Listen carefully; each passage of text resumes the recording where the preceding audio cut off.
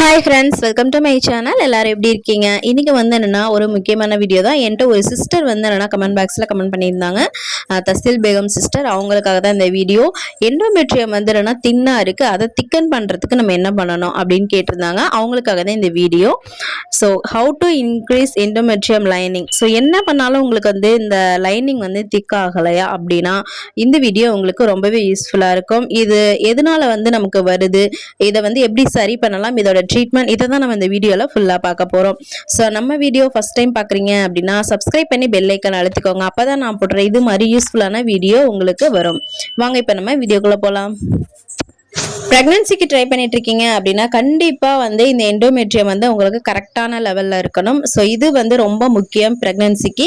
ஏன்னா நம்ம வந்து என்னென்னா கரு வந்து என்னென்னா ஃபிலிப்பின் டியூப்ல ஃபார்ம் ஆகி அது வந்து எண்டோமெட்ரியம், அதாவது அந்த லைனிங்கில் தான் நல்ல கரு பதியும். அதை தான் நம்ம இம்ப்ளான்டேஷன் சொல்கிறோம்.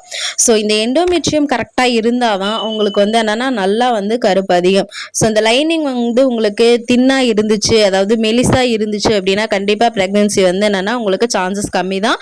அது வந்து மிஸ்கேரேஜ் ஆகுது கூட சான்ஸ் இருக்கு, இல்ல ஃபார்ம் ஆகுது லேட் ஆகும். ஸோ இந்த மாதிரி டிலே ஆகிட்டே போகும். ஓகே, இப்போ இந்த எண்டோமெட்ரியம் வந்து எவ்வளோ லெவல், அதாவது இந்த திக்னஸ் வந்து எவ்வளோ இருக்கணும் கரெக்டான லெவல்னு பார்த்தீங்கன்னா 8 mm to 12 mm, அது 8 to 12 உங்களுக்கு வந்து இருக்கணும். சிலருக்கு பார்த்தீங்கன்னா ரொம்ப தின்னா 3, 4, 5 அந்த மாதிரி கூட இருக்கும். ஸோ அது மாதிரி இருந்துச்சுன்னா அப்படின்னா ரொம்பவே வந்து என்னன்னா கஷ்டம்.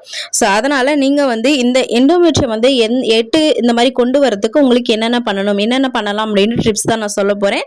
ஸோ 8 to 12 mm இருக்கணும். 7 இருந்தா கூட கொஞ்சம் சான்சஸ் இருக்கு. ஸோ நான் சொல்ற இந்த நார்மல் லெவல் இருந்தாதான் கண்டிப்பா கரு வந்து என்னன்னா நல்லா தாங்கி பிடிச்சு வளரும். ஏன் அப்படி சொல்றேன்னா கருவுக்கு இது வந்து எண்டோமெட்ரியம் லைனிங் வந்து ஒரு பெட்டு மாதிரி இருக்கும். ஓகேங்களா? ஸோ இது 8 mm கொண்டு வரத்துக்கு நீங்கள் அது வரைக்கும் கொண்டாதுக்கு கண்டிப்பாக ஒரு 3 month இருக்கும். நான் சொல்கிற இந்த டிப்ஸ் எல்லாம் ஃபாலோ பண்ணீங்க அப்படின்னா கண்டிப்பாக வந்து இதை ஈஸியாக சரி பண்ணலாம். உணவு முறையும் கண்டிப்பாக ஃபாலோ பண்ணணும். ஓகே, இந்த எண்டோமெட்ரியம் பார்த்தீங்கன்னா முக்கியமாக 2 ஹார்மோன் இதில் வந்து இம்பார்ட்டண்டாக செயல்படுது. ஸோ எல்லாருக்குமே தெரியும் நமக்கு வந்து என்னென்னா யூட்ரஸ்க்கு வந்து ஈஸ்ட்ரோஜன், ப்ரொஜெஸ்ட்ரான், இந்த 2 ஹார்மோனும் ரொம்பவே இம்பார்ட்டன்ட். ஸோ இந்த 2 ஹார்மோனில் இம்பேலன்ஸ் ஆகிறனால தான் உங்களுக்கு இந்த ப்ராப்ளம் வரும். ஸோ இந்த 2 ஹார்மோன் நல்லா இருந்துச்சுன்னா சைக்கிள் வந்து நமக்கு ஓவுலேஷன் சைக்கிள், மென்ஸ்ட்ரல் சைக்கிள், இது 2 சைக்கிள் இருக்கு. ஸோ இது எல்லாமே ஒழுங்கா இருந்துச்சு அப்படின்னா திக்னஸ் வந்து உங்களுக்கு கரெக்டா இருக்கும். ஸோ அதனால தான் இந்த பிரச்சனை எல்லாம் வரும். ஸோ தின் எண்டோமெட்ரியத்துக்கு நான் சொல்றதெல்லாம் வந்து நீங்க ஃபாலோ பண்ணணும். ஓகே, இப்போ ஃபர்ஸ்ட் உங்களுக்கு எதனால வந்து இந்த எண்டோமெட்ரியம் திக்னஸ் தின்னா வருது அப்படின்னு பார்க்கலாம். ஸோ இந்த எண்டோமெட்ரியம் லைனிங் வந்து தின்னாக காரணம் பார்த்தீங்கன்னா ஃபர்ஸ்ட் நான் ஆல்ரெடி சொல்ல இந்த மாதிரி ஈஸ்ட்ரோஜன், ப்ரொஜெஸ்ட்ரான் ஹார்மோனோட ஒரு இம்பேலன்ஸ். அதுக்கப்புறம் புவர் ஸ்லீப், அதாவது தூக்கமின்மை வந்து முக்கியமாக இருக்கும். நெக்ஸ்ட் வந்து என்னன்னா ஆப்ரேஷன் ஏதாவது உங்களுக்கு பண்ணியிருக்காங்க, இல்லை ஃபைப்ராய்டு ஏதாவது லேயர் மாதிரி அடெஷன் மாதிரிலாம் ஃபார்ம் ஆயிருந்துச்சு அப்படின்னா கண்டிப்பாக உங்களுக்கு இந்த பிரச்சனை வரும். அதுக்கப்புறம் டிஎன்சி வந்து என்னென்னா அடிக்கடி பண்ணிடுறது, நமக்கு வந்து என்னென்னா நெக்ஸ்ட் வந்து பர்த் கண்ட்ரோல் பில்ஸ் வந்து அதிகமாக யூஸ் பண்ணுறது, அப்புறம் புவர் நியூட்ரிஷன், நம்ம கரெக்டான நியூட்ரிஷன் வந்து எடுத்துக்காம இருக்கிறது. அதுக்கப்புறம் பிளட் ஃப்ளோ, இது ரொம்பவே முக்கியம். யூட்ரஸ்க்கு வந்து பிளட் ஃப்ளோ வந்து ஒழுங்கா போகல, பிளட் ஃப்ளோ வந்து ஒழுங்கா இல்லை, ரத்த ஓட்டம் அதிகமா இல்லை அப்படின்னா கண்டிப்பா இந்த பிரச்சனை வரும். ஸோ இந்த ரீசனால உங்களுக்கு எண்டோமெட்ரியம் தின்னா வரதுக்கு சான்ஸ் இருக்கு. ஓகே, இப்போ நம்ம வந்து இதை வந்து திக்கன் பண்றதுக்கு என்னென்ன பண்ணலாம் அப்படின்றத பார்க்கலாம். ஃபர்ஸ்ட் விஷயம் வாட்டர், அதாவது நீர் வந்து நீங்கள் அதிகமாக எடுத்துக்கணும், வாட்டர் அதிகமாக குடிக்கணும். ஸோ நீர்ச்சத்து அதிகமாக இருந்துச்சு அப்படின்னா கண்டிப்பாக உங்களுக்கு வந்து என்னென்னா சர்க்குலேஷன் நல்லா இருக்கும். அதேமாரி மோர் அதிகமாக சேர்க்கணும், அது வந்து சீரண சக்திக்கும் ப்ரோபயோட்டிக் உங்களுக்கு இருக்கும். ஸோ இதனால் வாட்டர் கண்டென்ட் நீங்கள் அதிகமாக எடுத்துக்கணும். நெக்ஸ்ட் வந்து பார்த்தீங்கன்னா பழங்களில் முக்கியமாக நீங்கள் வந்து என்னென்னா ஆரஞ்சு வந்து டெய்லியும் இல்லை ஒரு நாள் விட்டு ஒரு நாள் ஆரஞ்சு, லெமன் ஜூஸ் வந்து நீங்கள் அடிக்கடி குடிக்கணும். அதே மாதிரி வந்து மாதுளை பழம் நீங்கள் அதிகமாக எடுத்துக்கணும். பொமக்ரானட் வந்து என்னன்னா உங்களுக்கு பிளட் சப்ளைக்கும் நல்லா ஹெல்ப் பண்ணும். அதே மாதிரி உங்களுக்கு நீங்க வந்து ஹைபிரிட் எடுக்காம நாட்டு மாதுளை கிடைச்சதுன்னா அது ரொம்பவே நல்லா இருக்கும், அது லைட்டா புளிப்பா இருக்கும். ஸோ நாட்டு மாதுளை நீங்க எடுத்துக்கலாம். நெக்ஸ்ட் வந்து தூக்கம், போதுமான அளவு தூக்கம் வந்து இல்லாதது கூட இது வந்து ஹார்மோனல் இம்பேலன்ஸ்க்கு விளைவிக்கும். முக்கியமா எல்லா பிரச்சனைக்குமே மோஸ்ட்லி ஹார்மோனல் இம்பேலன்ஸ்னால தான் உங்களுக்கு வரும். பிசிஓடி ஆகட்டும், எண்டோமெட்ரியம் ஆகட்டும், பீரியட்ஸ் இர்ரெகுலர் ஆகும், எல்லாத்துக்குமே காரணம் மெயின் ரீசன் வந்து இந்த ஹார்மோன் இம்பேலன்ஸ் தான். ஸோ மெலட்டோனின் நல்லா இருக்கணும், நல்லா சிறக்கணும் அப்படின்னா நீங்க கண்டிப்பா தூக்கம் வந்து கரெக்டா இருக்கணும். கரெக்டா நீங்க வந்து 9 o'clock ஷார்ப்பா படுத்துட்டீங்க அப்படின்னா 6 to 8 hours கண்டிப்பா தூக்கம் இருக்கணும். நைட் ஷிஃப்ட் பண்றவங்க நீங்க அல்ட்ரா வந்து என்னன்னா டேல நல்லா தூங்கணும். ஸோ கண்டிப்பா தூக்கம் வந்து ரொம்ப முக்கியம். இதுல ரொம்ப தூக்கம் ப்ளே பண்ணும்.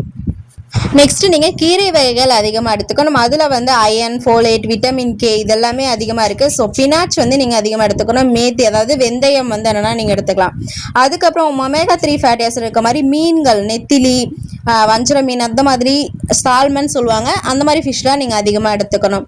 அதுக்கப்புறம் எக்ஸு, சிக்கன் லிவர், நான்வெஜ்ஜாக இருக்கவங்க இது எடுத்துக்கோங்க. வெஜ்ஜு வந்து பன்னீர்ஸ் அந்த மாதிரி எடுத்துக்கோங்க. நட்ஸில் முக்கியமாக ஆல்மண்ட் நட்ஸ், அதாவது பாதாம் நான் அடிக்கடி சொல்கிறேன், எல்லாத்துக்குமே வந்து பாதாம் வந்து ரொம்பவே வந்து என்னென்னா நல்லது. அதில் சத்து அதிகமாக இருக்குது. நைட்டு ஒரு 5-6 பாதாம் ஊற வச்சுட்டு மார்னிங் வந்து நீங்கள் சாப்பிடணும். அதே மாதிரி பிரேசில் நட்ஸ்ன்னு சொல்லிட்டு அதுவுமே உங்களுக்கு செலினியம் அதிகமாக இருக்கும். இந்த திக்னஸ் வந்து இம்ப்ரூவ் பண்ணுறதுக்கு அது ரொம்ப ஹெல்ப் பண்ணும். ஸோ இது வந்து நீங்கள் அமேசான், ஃப்ளிப்கார்ட்லலாம் வந்து இருக்கும், அதை வாங்கிக்கணும். நெக்ஸ்ட் முக்கியமான விஷயம், டெய்லி நீங்கள் வந்து எக்ஸசைஸ் பண்ணணும். அதாவது பாடி மூமெண்ட்ஸ் இருக்கணும். அப்போ தான் உங்களுக்கு பிளட் சப்ளை வந்து ஒழுங்காக இல்லாதனால தான் இந்த திக்னஸ் வந்து கம்மியாக இருக்குன்னு ஆல்ரெடி சொல்லியிருந்தேன். ஸோ பிளட்டு வந்து என்னென்னா நீங்கள் வந்து சர்க்குலேஷனுக்கு நல்லாவே வந்து எக்ஸசைஸ், யோகா மஸ்ட்டு நீங்கள் பண்ணி ஆகணும். முக்கியமாக பட்டர்ஃப்ளை யோகா, அது வந்து நீங்கள் வந்து என்னென்னா டெய்லி வந்து என்னென்னா 100 பண்ணுற மாதிரி நீங்கள் உங்களை ட்ரெயின் பண்ணிக்கணும். அதே மாதிரி உங்களால் முடியல அப்படின்னா வாக்கிங் கண்டிப்பாக போகணும். ஸோ 5000 ஸ்டெப்ஸ் அந்த மாதிரி வாக்கிங் கண்டிப்பாக இருக்கணும்.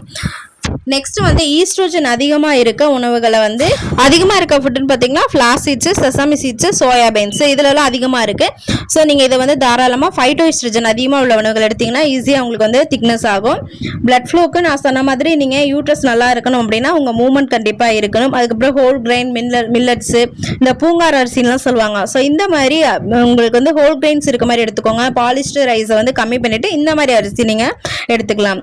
அதுக்கப்புறம் விட்டமின் இ ரிச் ஃபுட்ஸ், அதாவது சன்ஃப்ளவர் சீட்ஸு, ஆல்மண்ட் ஆல்ரெடி சொன்ன மாதிரி, அவகோடா, வேர்க்கடலை, அதெல்லாம் வந்து நீங்கள் அதிகமாக எடுத்துக்கணும். ஸோ இதிலெல்லாம் விட்டமின் இ அதிகமாக இருக்குது. நான் முன்னாடியே சொல்லி இந்த மாதிரி சத்தாவரி பவுடர் உங்களுக்கு சொல்லியிருப்பேன்.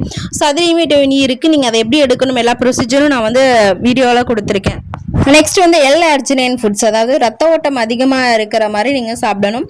கேரட்டு, ரெட் மீட்டு, பீன்ஸு இதெல்லாமே நீங்கள் அதிகமாக எடுத்துக்கலாம். அப்புறம் ஒமேகா 3 ஃபேட்டி ஆசிட் நான் சொன்ன மாதிரி ஃபிஷ்ஷு, கீ, ஆலிவ் ஆயில் இதில் எல்லாமே உங்களுக்கு அதிகமாக இருக்குது. ஸோ அதை நீங்கள் எடுத்துக்கலாம். முக்கியமாக வந்து என்னென்னா அந்த ரத்த ஓட்டத்துக்கு வந்து நீங்கள் கேஸ்டர் ஆயில் பேக், அதாவது நான் ஆல்ரெடி சொல்லியிருக்கேன் கேஸ்டர் ஆயில் பேக், அதாவது விளக்கெண்ணெய் massage. So castor oil pack எப்படி போடணும் அதோட ப்ரொசீஜர்லாம் நான் லாங் வீடியோ கொடுத்துருக்கேன். நீங்கள் அதுக்கு முன்னாடி இப்போ பாருங்கள் யூடியூப்பில். கேஸ்டர் ஆயில் பேக் மசாஜ் நீங்கள் வந்து clockwise, anticlockwise பண்ணும்போது ரத்த ஓட்டம் நல்லாவே இருக்கும். ஸோ ரத்த ஓட்டம் அதிகமாக உங்களுக்கு வந்து திக்னஸ் வந்து நல்லாவே இன்க்ரீஸ் ஆகும். முக்கியமாக நீங்கள் வந்து டெய்லி வந்து என்னென்னா நான் சொல்கிறேன் இந்த ப்ராக்டிஸ், இந்த பிக்சரில் கொடுத்துருக்க மாதிரி daily uterine flow, blood flow அதிகமாக இருக்கிறதுக்கு யோகா, எக்ஸசைஸ், வாக்கிங் பண்ணணும். அதுக்கப்புறம் castor oil pack massage weekly 3 to 4 times பண்ணணும். அதுக்கப்புறம் ஸ்ட்ரெஸ்ஸு வந்து நீங்கள் கம்மி பண்ணணும். அதாவது ரொம்ப வந்து சோகமாக சேடாக இருக்கலாமல், அதே மாதிரி வந்து என்னென்னா ரொம்ப வந்து என்னென்னா மைண்டை போட்டு குழப்பிக்கிட்டு டிப்ரெஷனில் இருக்காமல் நீங்கள் வந்து, ஏன்னா ஸ்ட்ரெஸ் அதிகமாக உங்களுக்கு ஈஸ்ட்ரோஜன் லெவல் லோ ஆகும். ஸோ ஈஸ்ட்ரோஜன் லோ ஆச்சு அப்படின்னா உங்களுக்கு திக்னஸ் வந்து லோ ஆகும். ஸோ அதிகமாக நெக்ஸ்ட் வந்து ஸ்ட்ரெஸ் ஆகக்கூடாது. நெக்ஸ்ட் வந்து என்னன்னா ஸ்லீப், அதாவது நான் சொன்ன மாதிரி 6 to 8 hours வந்து ஸ்லீப் வந்து மஸ்ட் இருக்கணும். ஸ்லீப் நீங்கள் எந்த அளவுக்கு தூங்குறீங்களோ அந்த அளவுக்கு உங்களுக்கு ஈஸ்ட்ரோஜன் ஹார்மோன் லெவல்லாம் பேலன்ஸ்ட் ஆகும். அதுக்கப்புறம் நான் சொன்ன இந்த சத்துக்கள், அதாவது சப்ளிமெண்ட்ஸ் அதெல்லாமே நீங்கள் கரெக்டாக சாப்பிடணும். ஃப்ரூட்ஸ், வெஜிடபிள்ஸ், ஹோல் கிரைன்ஸ் இதெல்லாமே. நெக்ஸ்ட் வந்து என்னன்னா நெக்ஸ்ட் ரொம்ப முக்கியம், நீங்கள் இந்த யூஸ் பண்ணுற பிளாஸ்டிக் பாட்டில்ஸ், நான்ஸ்டிக் தவா, குக்வேர் இதெல்லாமே நீங்கள் யூஸ் பண்ணும்போது உங்களுக்கு ஈஸ்ட்ரோஜனை வந்து பிளாக் பண்ணி விட்டுரும். ஸோ கண்டிப்பாக இதெல்லாமே அவாய்ட் பண்ணிக்கோங்க. இந்த நான் சொன்ன இந்த டிப்ஸ் எல்லாமே ஃபாலோ பண்ணீங்க அப்படின்னா கண்டிப்பாக உங்களுக்கு தின்னா இருக்க எண்டோமெட்ரியம் நல்லாவே திக்காகும். நான் சொன்ன இந்த வீடியோவை நிறைய பேருக்கு ஷேர் பண்ணுங்க. இதெல்லாம் நீங்கள் ஃபாலோ பண்ணுங்க, கண்டிப்பாக வந்து என்னென்னா நல்ல ரிசல்ட் இருக்கும். ஸோ இந்த பிக்சரில் பார்க்குறீங்களா, இதுதான் எண்டோமெட்ரியம். இந்த எண்டோமெட்ரியம் ஸ்கேனில் பார்த்தது. இந்த லைனிங் பாருங்கள், அந்த கிராஸ் பண்ணியிருக்காங்க பாருங்கள் ஒரு க்ரீன் கலரில். ஸோ இந்த லைன் தான் உங்களுக்கு எண்டோமெட்ரியம் லைனு. ஸோ அடுத்த பிக்சரில் இருக்க பாருங்கள், அதுதான் வந்து நல்ல திக்கனாக வந்து இருக்கிற லைனு 8 to 12 இந்த மாதிரி இருக்கும். ஸோ இந்த லைனில் தான் உங்களுக்கு உருவான கரு நல்லா தாங்கி பிடிச்சி வளரும். இதுதான் பெட்டு மாதிரி நான் சொன்ன லைன். எண்டோமெட்ரியம் வந்து இதுதான் வந்து என்னன்னா எண்டோமெட்ரியம், பார்த்துக்கோங்க. ஓகே ஃப்ரெண்ட்ஸ், நான் சொன்ன டிப்ஸ்லாம் கண்டிப்பாக ஃபாலோ பண்ணுங்கள், நல்ல ரிசல்ட் இருக்கும். அதேமாதிரி இந்த வீடியோ நிறைய பேருக்கு ஷேர் பண்ணுங்கள். வேறு ஏதாவது டவுட் இருந்தாலும் கமெண்ட் பண்ணுங்கள், நான் வந்து நெக்ஸ்ட் வீடியோ அப்லோட் பண்ணுறேன். தேங்க்ஸ் ஃபார் வாட்சிங். நெக்ஸ்ட் வீடியோவில் பார்க்கலாம். சப்ஸ்கிரைப் பண்ணி பெல் ஐக்கானை அழுத்தி வச்சுக்கோங்க.